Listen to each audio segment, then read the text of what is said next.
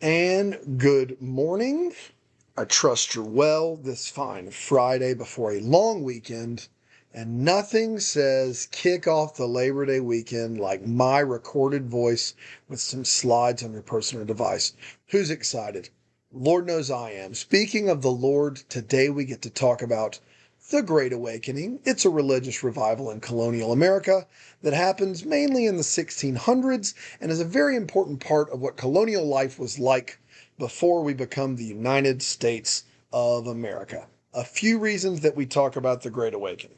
One, this is like the first spiritual revival after the original landing on the New World by the colonies. So, like when the colonists get there, especially in Massachusetts, there's like a spike in like religious fervor because the whole reason they left to begin with was, you guessed it, religious fervor. So, they're all on fire for doing things their way. I'd love to say on fire for Jesus, but it's really more on fire for like getting to create something their own and do things the way they think the Bible should do it. By the way, I mentioned in the 1600s a second ago.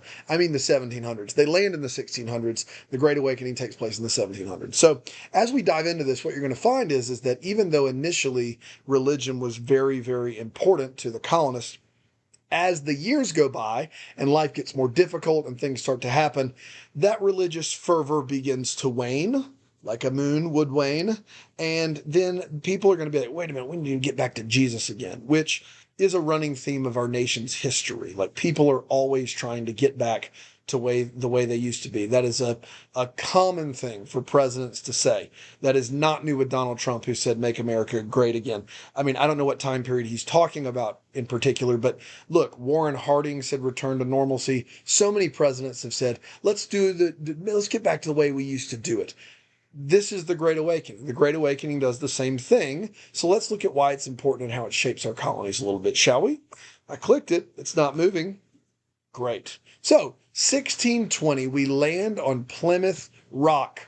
Why did we do it? Well, I've already answered that question for you. Separatists who felt as though they couldn't purify the Church of England, along followed by with some Puritans, start colonies in New England for a religious basis. They start them to say, hey, we're going to create a government and a church and a city and a community that's distinct and different because we're chosen by God and because the king gets it wrong, we're going to get it right. And so that's why we're here. They create a religious commonwealth. Massachusetts Bay was a religious commonwealth. Now, were they tolerant of other religions? Heck no. In fact, if you disagreed on some basic tenets of the gospel, like Roger Williams did or Ann Hutchinson, see ya, suckers, you're kicked out. Roger Williams starts Rhode Island. But the idea of the founding was religious in its very being. Now, sometimes people confuse this with the idea that we're a Christian nation. Yes, the Puritans and separatists do show up with religious fervor, but that religious fervor has no more bearing on the founding of our country than it does when we put In God We Trust on the money in the 1960s. It's a part of why they come here, but to say that we're founded with one religion would be incorrect. It would be a misnomer. You remember this guy, John Winthrop? He looks out over Massachusetts and he goes, ah, yes, we're chosen by God in a sea of Native Americans to show them the way, and that way is Jesus, and that way is a city on a hill. We should be set apart and different. And so I think you could say safely, it wouldn't even be a historically defensible claim. I think you could say it without question that the Puritans, the Separatists, the Massachusetts Bay Colony is a colony founded on the idea that we're reformed, God chose us, and we're to be better, and we're to be God's shining light in this new world and around the world itself. So what do? I'm aware because of the screen app I'm using, some of this may be kind of like cutting off your screen a little bit. And for that, I apologize. Don't worry. All of these slides are on Google Classroom. You can go and look at them later if you don't know what Harvard College says because it's somehow blocked off of your screen. So the first university established in the United States is Harvard College. You may have heard of it. It's part of the Ivy League now. It's kind of a big deal. It's established in 1636, only 16 years after they land on Plymouth Rock. So why do we establish Harvard College? Now, you may hear in the South that Harvard College is a bastion of just liberal thinkers and left-wing nut jobs, and I'm sure both of those things do exist on Harvard's campus, but initially it was founded as a seminary to educate and train Puritan ministers. The first school established in our country was done so to train others to preach and teach the Word of God. So Harvard becomes a school that does that, and other schools follow it. All those schools are basically in the Ivy League now. Princeton, Yale, you get it. The founders of Harvard Divinity School said, after God had carried us safe to New England, and we had builded our houses, provided necessaries for our livelihood, reared convenient places for God's worship, and settled the civil government, one of the next things we longed for and looked after was to advance learning and perpetuate it to posterity, dreading to leave an illiterate ministry to the churches when our present ministers shall lie in the dust. So, in building this new community in the Massachusetts Bay Colony, what they realize is that we're only as good as our next generation. This is not incorrect. The biggest threat to the United States is an uninformed electorate. If you guys decide, as being the next group of people that can vote, none of you can yet, but in 2024, you might not be able to, but in 2028, you'll be able to vote in a presidential election. If you decide to just wander into a voting booth, to not know anything about the candidates, and just pick the ones that sound the best, or like pick the last name of the guy that you think would win in a fight, then we're in trouble. The United States is in trouble because the informed electorate of the process is what represents the best of the United States. This is also what the Puritans believed to be true about the Massachusetts Bay Colony. Hey, we're great because God chose us. God chose us because we loved and served him. Actually, they would say God chose us because he chose us. That's a theological discussion that we had yesterday and on Wednesday. But basically, they would say, hey, we've got to continue this tradition of reading the Bible and passing that along and teaching the gospel correctly. And so that's why they found the school. They're like, hey, we got here. We survived the boat trip over. We survived the cold winters. We established a city and a community and a church. What's next? To train people to continue to go to church. So, goal 1, don't die. Check. I mean, kind of. I'm sure some people died, but these people that aren't on this list somehow survive. Number 2, educate ministers to continue preaching the Protestant version of our faith. So what happens? The first generation dies. Now, they don't die on the trip, but after they establish this religious community, eventually they die. I don't want to be the bearer of bad news, but people die. That's what happens. And so John Winthrop, as seen here, this is the deathbed of John Winthrop, dies. And in the next generation, they get bored. Now, is this like the oldest picture in the world? Look at this kid with his laptop Mac. He's so cool. It's not great, but the idea is that the children of this generation got bored. This should come as no surprise to you. You are all going to grow up, and some of you might be parents one day, and just know that however you parent, however it is, your kids will probably err on the opposite side of things. Both of my their parents were fairly hands-off and just kind of like, hey, you pull yourself up by your own bootstraps, blah, blah, blah. My parents were very hands-on, like came to a lot of ball games, all this stuff. And then, you know what? My kids, sometimes I'm thinking, man, am I spoiling them too much? And I try to do things a little bit differently. So the next generation, after that first generation of colonists, they get bored. Church isn't as important to them. It's not high up on the list of things that they need to do. Now, don't get me wrong.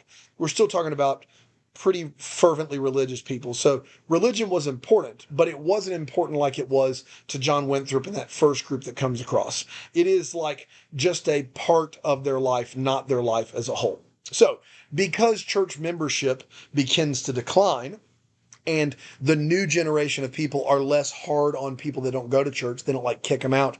The church comes up with something called the halfway covenant, which gives people the ability to have partial church membership, which what that means is basically we're still going to collect some tithe from you. So shockingly enough, church becomes once again all about money and politics instead of what it's supposed to be about to begin with. Now, what happens after this kind of time in the doldrums of the colonies is a great revival, a great awakening. In the 1700s, there is a spiritual revival that sweeps through New England and parts of the middle and southern colonies as well. How is it done? It's done through fire and brimstone preaching. They are literally trying to scare the hell out of you. These are sermons that are designed to describe in intimate detail the sheer terror of what hell is like. If you've ever had the privilege of going to a youth camp and feeling like you have to go forward for some reason because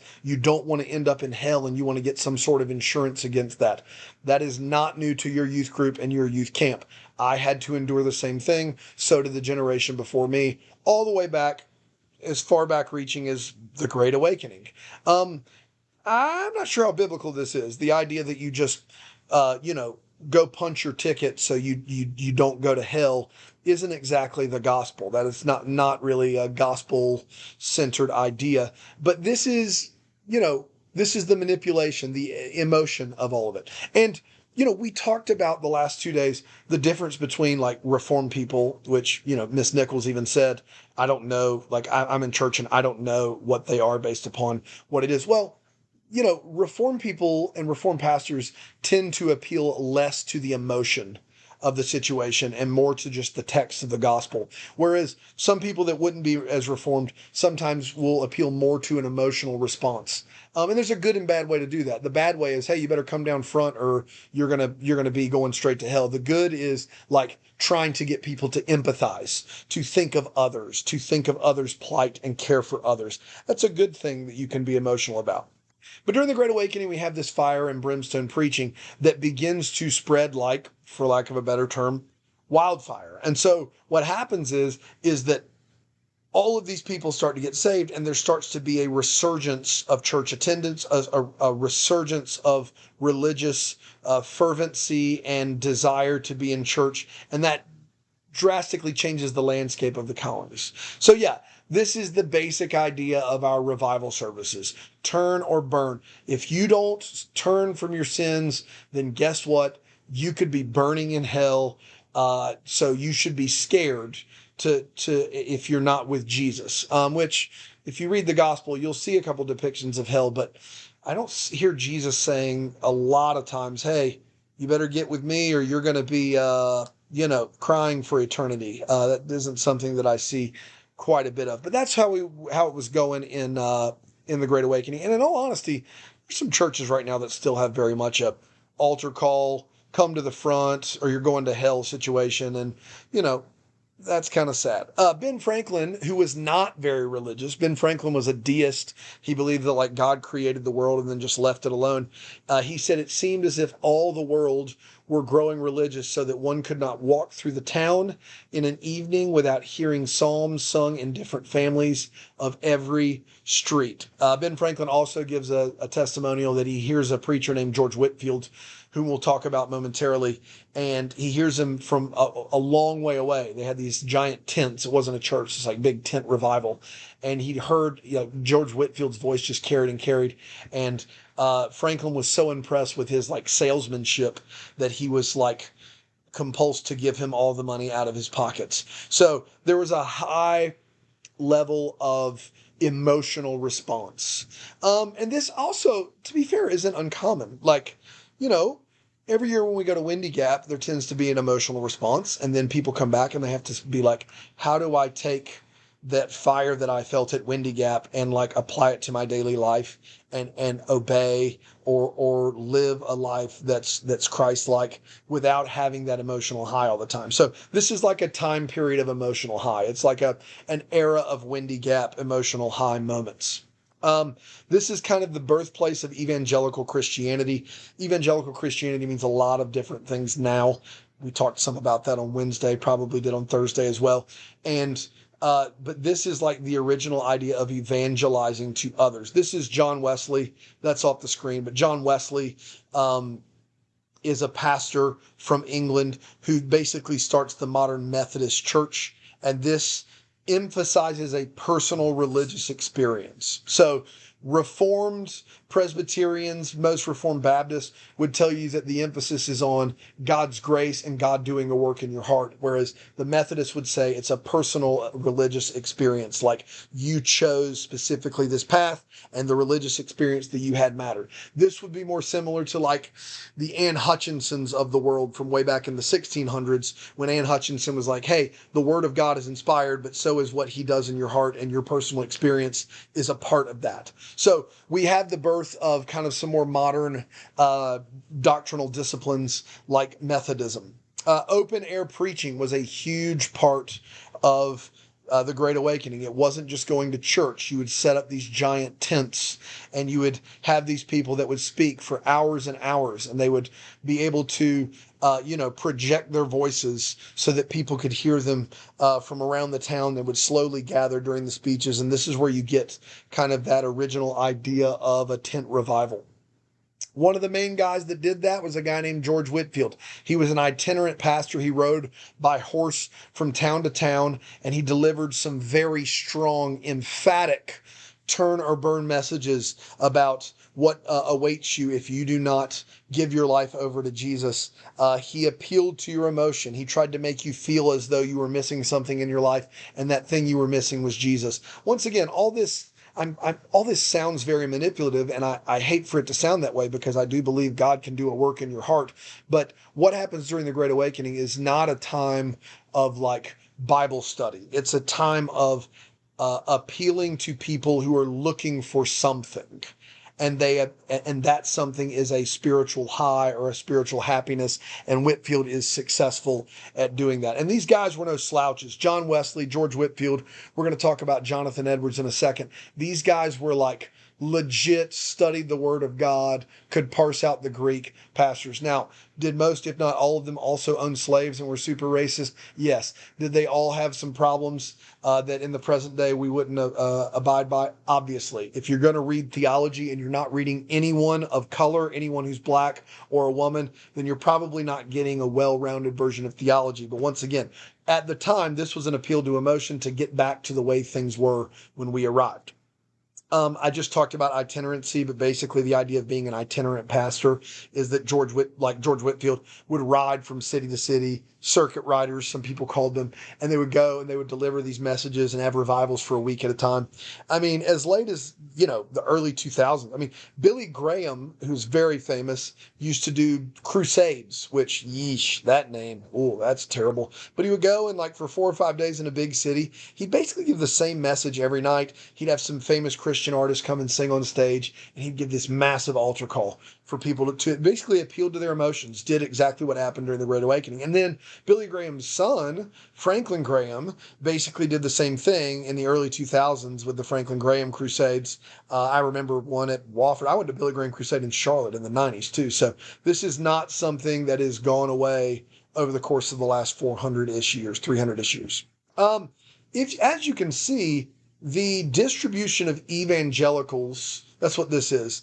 The darker the blue, the higher percentage of evangelicals in 2011. So as you can see, United States, people are like, we're not a lot of times Christians will try to act like they're the minority in the United States and like they're being persecuted, which is hysterical.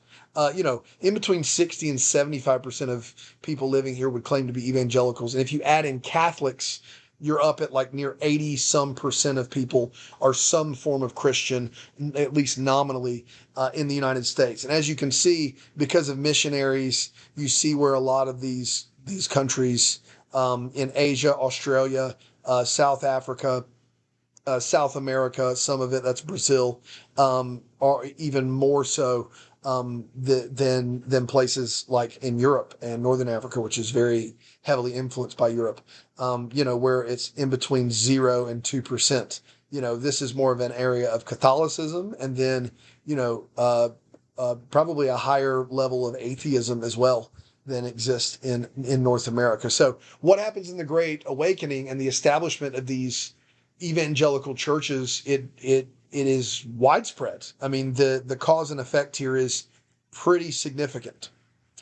So when this happens, of course, everyone isn't happy. Anytime something new happens, there's always somebody who's old and like done it the old way that doesn't like it. And then there's the new people that do like it. And it's this whole like weird thing of trying to find like a new synthesis for everyone to get along. So those people are called the Old Lights. They believed in the establishment of the church, those old ideals of having to go into the church building and specifically only believing one way. A lot of education, a lot of study in this. They probably were more part of a wealthier upper crust. The Great Awakening really wasn't for them. They were the people who were sitting in the church as the church emptied, just going, well, those people clearly weren't ever elect and didn't believe. Well, if those are the Old Lights, guess what the other side's called? Oh, the main guy from the Old Lights was Charles Chauncey, who was pastor of the First Baptist Church of Boston, and didn't like anything that had to do with the appeal of emotions. The New Lights, this is fun. Jesus is the rizzle for the sizzle, obviously believed in this more of an emotional appeal.